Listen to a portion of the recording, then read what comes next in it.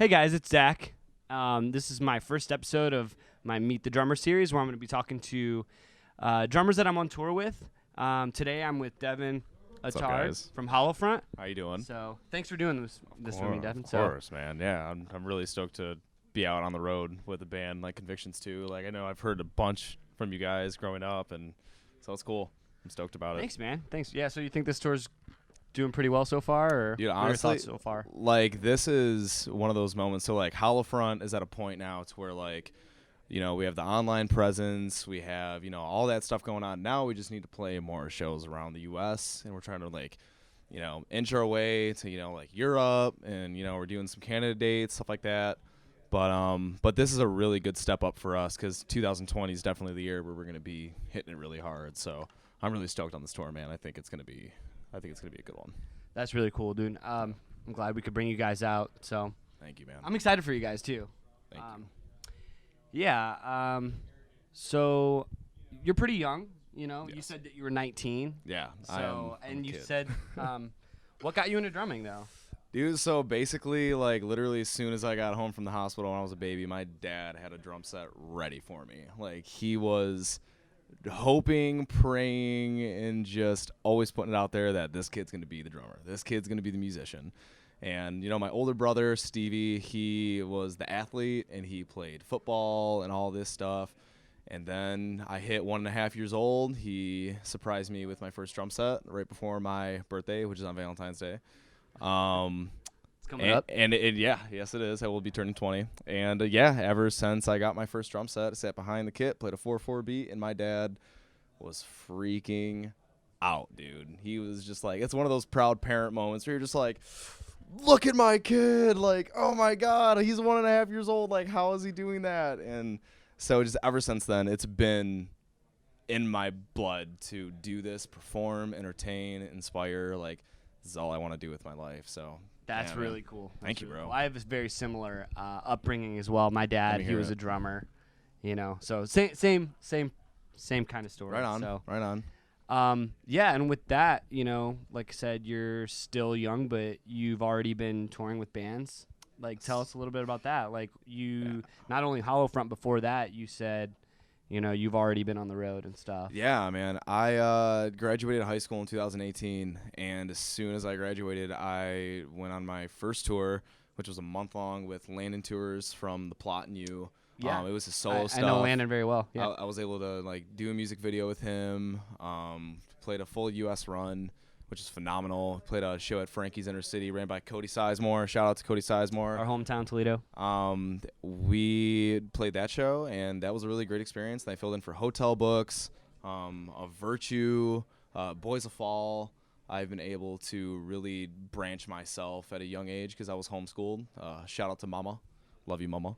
I was homeschooled at a young age. That allowed me to go out and start playing local shows. And I was like 14 years old and started getting my name out there, and just that's always been something I wanted to do, is tour and perform. Did you play in the band at all, like growing up, like at school? Well, you said you were homeschooled, so yes, So I went to elementary school, and I was in like jazz band, and I played the stand-up bass. I didn't want to play the snare, a loose snare. It sounded like a fart, and I was just sitting there like, da da da da da.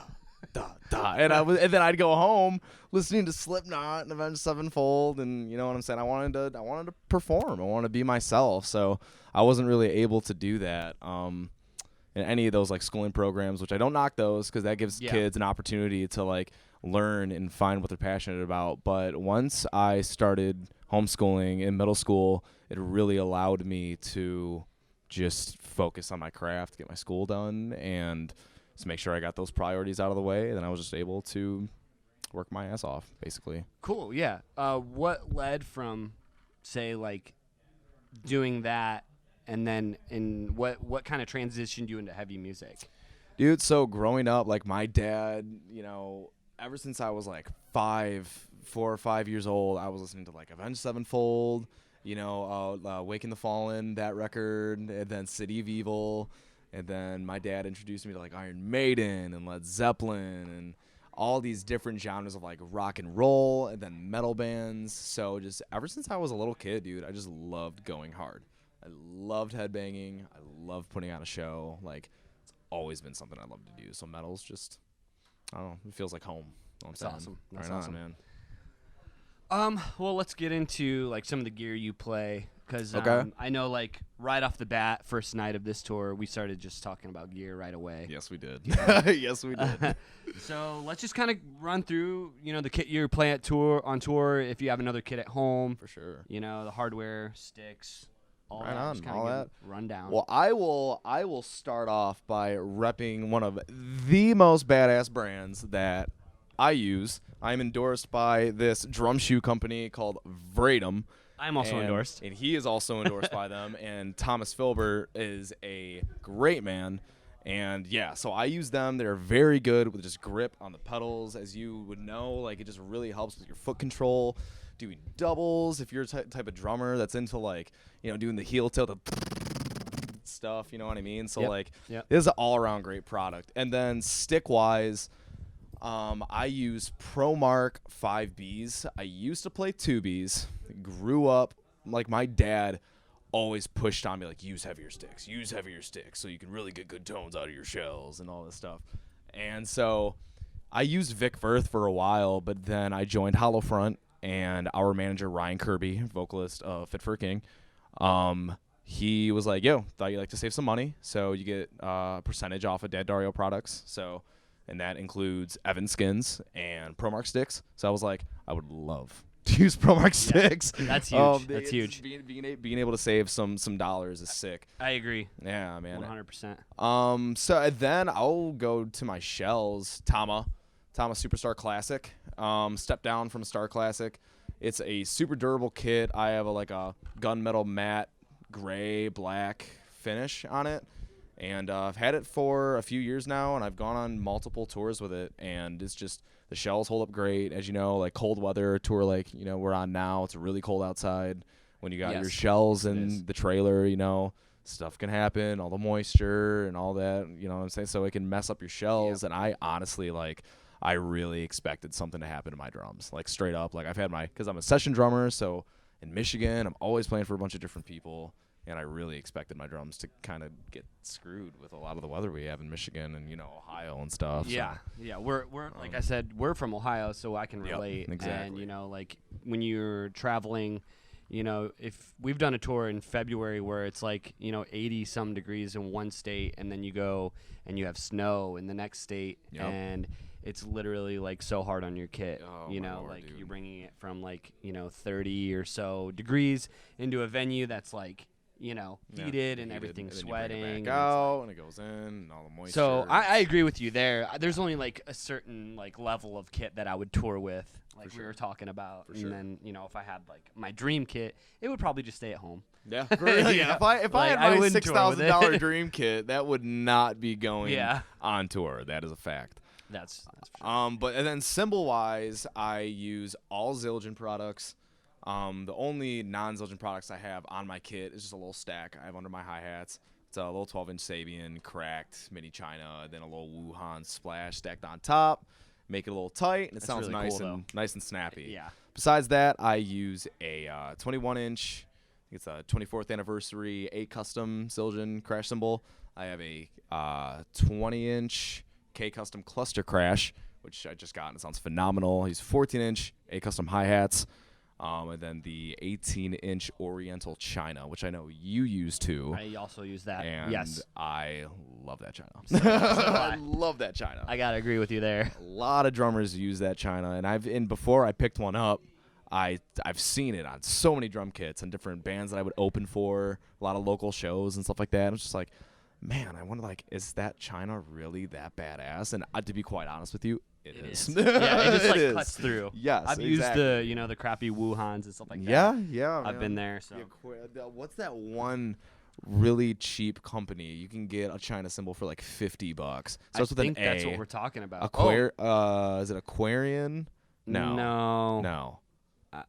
So it starts with an A, but it's I think I know what you're talking about. But those for sure. I know the crappiest China cymbal I had, I think, was like $30, and it was like a Wuhan thing. Dude, yes. But it sounds good though. Yeah, and they just don't last long. For I'm not drummers, talking crap about yes, any company, not at all. But drummers that are starting out and you're not doing music videos, you're not touring, you don't have all of this like image you gotta worry about. You know what I mean? Like you're just practicing, you're having fun. Like when I was starting out, literally my dad lived in Detroit in like the hood, basically. And I would practice in my basement. There'd be like crackheads like banging on the door, like, yo, let me hear you play drums, listen. And I would be playing on these ZBTs with these just like 4-year-old Remo skins. Remo's a great company too, by the way, but 4-year-old skins. Yeah. But yeah, man. So when I started out and I was just really just like grinding to build some chops up, I was using like cymbals that were like half the cymbal was gone. Because it was cracked, it was. I've been there too. Yeah, because they're expensive. Exactly, it's very expensive, especially the stuff that we use now. Is our whole kits are. I was actually talking about the guys. I was talking about that in the van today with the guys because I showed you today. I have a few cracked cymbals that I gotta get replaced and stuff. But I was saying, think about it like buying the equivalent of like an Xbox. Yes. And just hitting it with the stick until it breaks. Exactly. And then you have to buy a new one. Exactly. Like, that's what you do. That's like how much it is. It's like ridiculous. It's about for a touring drummer, you're going to spend at least $250 to $300 on a crash cymbal. Yeah, at least. If you're not worried about like what product you're using, good on you. Yeah. That's I agree. Like if you don't have that anxiety about I am so picky and it will just drive my mind crazy. And it's just, promo pictures that we use on Instagram and videos. It's just like I see it and I'm just like, I gotta have nice gear. So like that's just, I agree. I don't know. Sounds good, looks good. You gotta have it. And like have it, I'm picky too. When I have something cracked, I have to get it replaced. So after this tour, for the next one, I'm like, we got to get it replaced. So he's said it about like 5 times now, and we're like 3 shows in. Yeah, exactly. But yeah, let me check my notes here real quick. But yeah, I mean, so you have a pretty energetic performance. You know? I'd try. So like, what are some of your go-to like tricks or maybe like warm-ups or something like that? For sure. So like to keep you going like that. I'm now starting to learn that I need to stretch before a performance.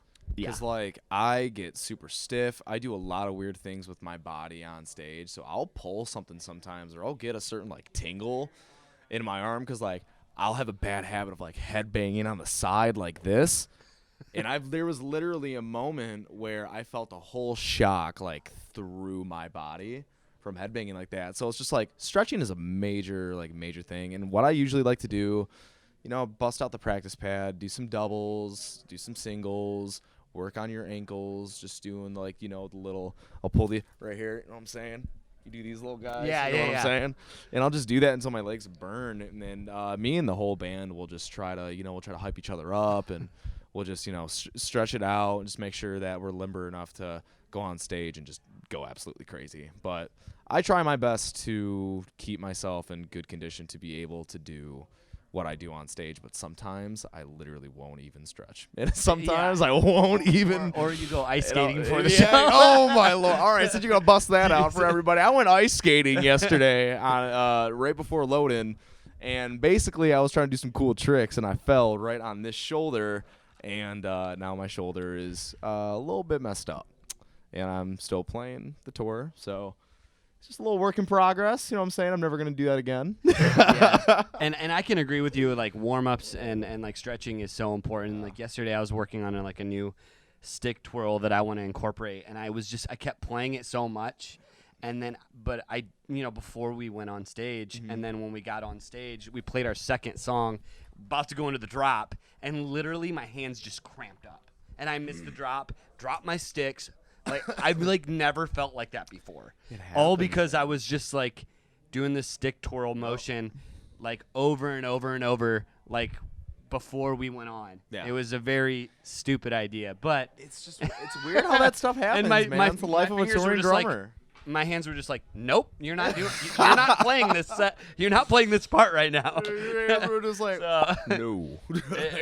So I can agree. Like warming up is super important. Man, so definitely. Everybody out there, make sure that before you play a show or you do a shoot, just take 5 minutes to stretch. I promise you will not regret it. Big time. I agree. So I know we don't have a lot of time left. Yeah. The show is about to start. Yes, so it is. We're on tour right now. We're in Omaha, Nebraska. Yep. Lookout Lounge. Lookout Lounge. Like you said, Yep. we're gonna. I'm gonna post the rest of the tour dates in the description. Hopefully, I get this video up before in the next couple of days. So those will be up. But as far as like with Hollowfront and as a drummer, is there anything else you want to add? Anything that you're looking to accomplish, in 2020 and beyond?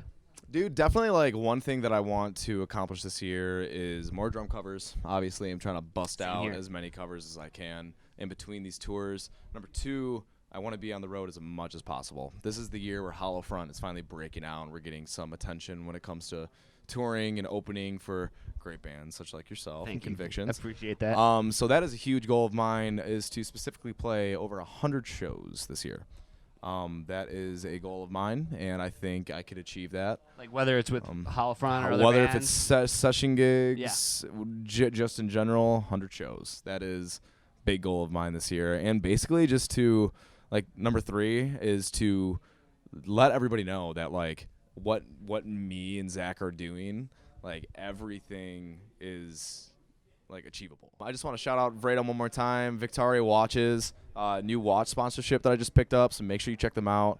And yeah, Promark, Tama, Zildjian, Drum Dots. Can't forget about Drum Dots. Love them. You let me use some on this tour. They're phenomenal. Don't you love them? They're awesome. Yes, exactly. I appreciate that. Yeah, man. And it's been great chatting with you, dude. Seriously. Well, I really appreciate appreciate you it, doing this, man. That's awesome. Very fun.